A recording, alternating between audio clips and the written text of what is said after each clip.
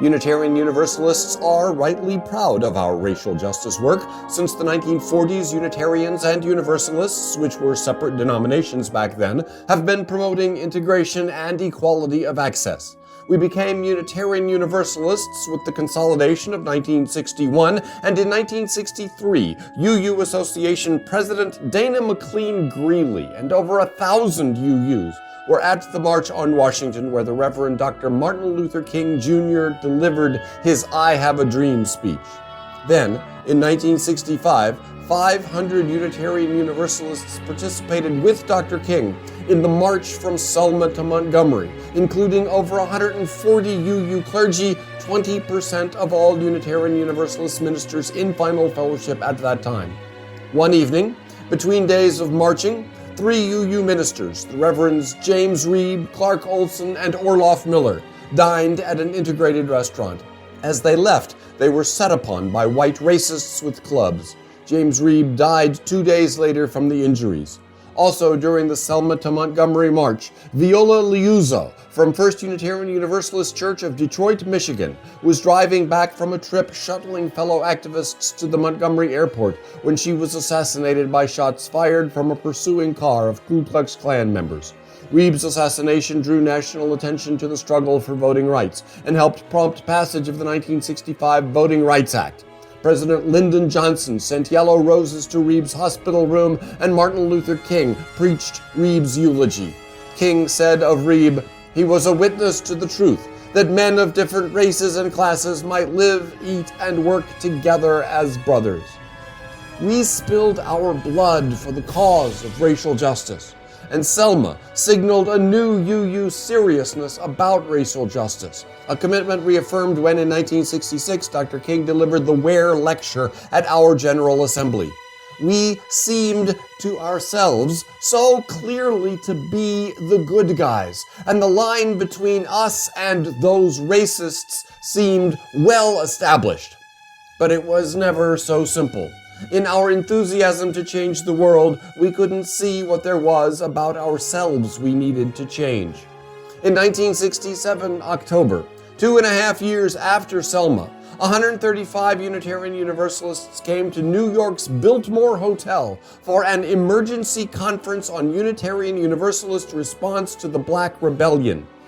Therein begins the messy and forlorn tale of the buck, the back, and the bowa. The conference had been called in response to the rising tide of violent protests and riots in America's inner cities.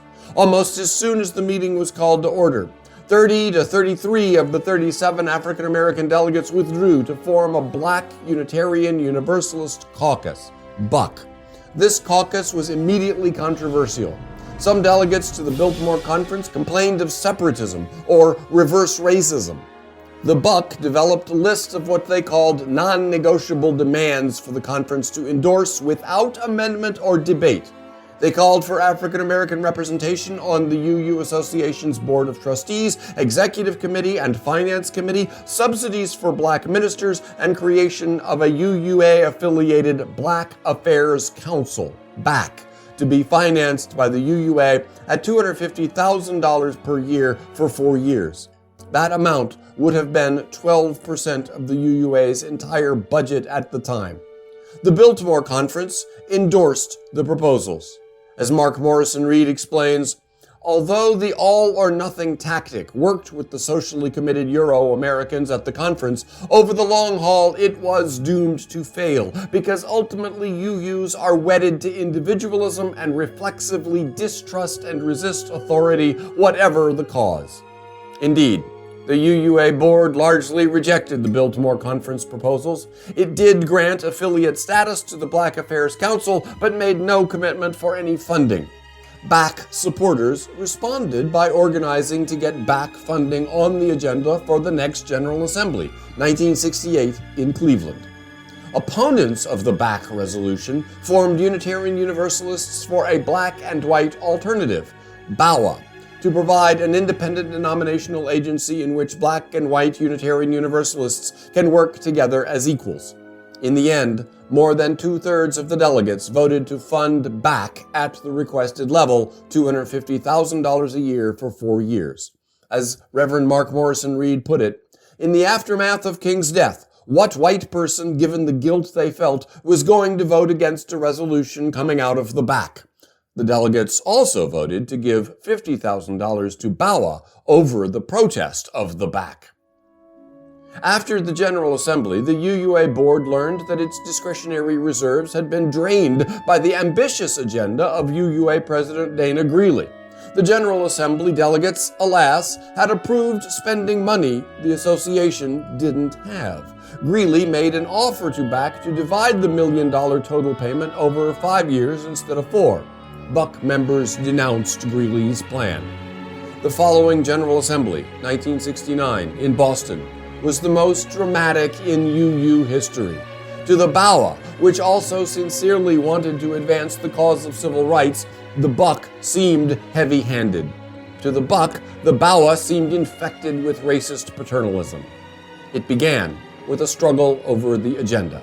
The official agenda placed the vote on the funding of BAC, now coupled with an additional $50,000 to fund BAWA, near the very end of the meeting.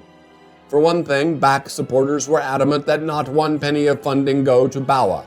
For another, they felt that putting the issue at the bottom of the agenda was not in keeping with its urgency. They moved that the issue be placed at the beginning of the agenda. The vote to alter the agenda received a majority, but not the 2/3 majority required for an agenda change. In response, BAC chairperson Hayward Henry declared, unless the Assembly agrees to deal with these basic problems now and not next Wednesday, the microphones will be possessed and the business of this House will come to a halt. When prompt action did not ensue, BAC supporters seized the floor microphones. The business session was forced to end with nothing resolved. The next day, a motion to reconsider the order of the agenda was made and voted down. Almost all of the 200 to 300 black delegates there got up and walked out. The Reverend Jack Mendelson, then minister at Boston's Arlington Street Church, just down the street from where General Assembly was being held, spoke with Buck leaders and then addressed the Assembly. Our black delegates of BAC have now left the room.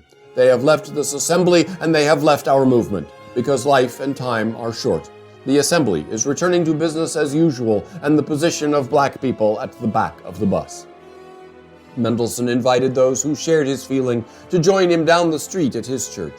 In a show of solidarity, more than 400 white UUs joined Mendelson at the Arlington Street Church.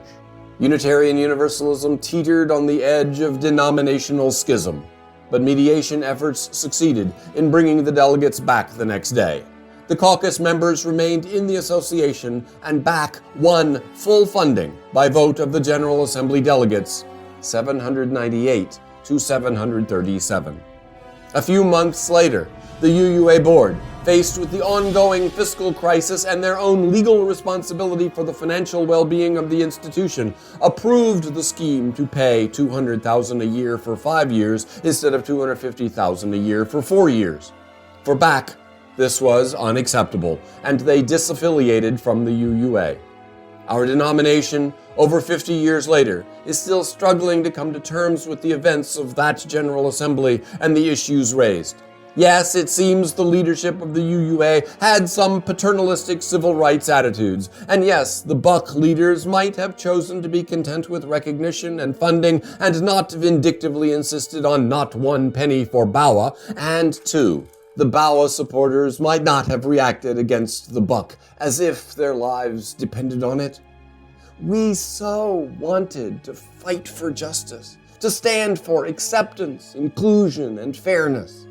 And we so didn't know how, didn't have the skills we needed.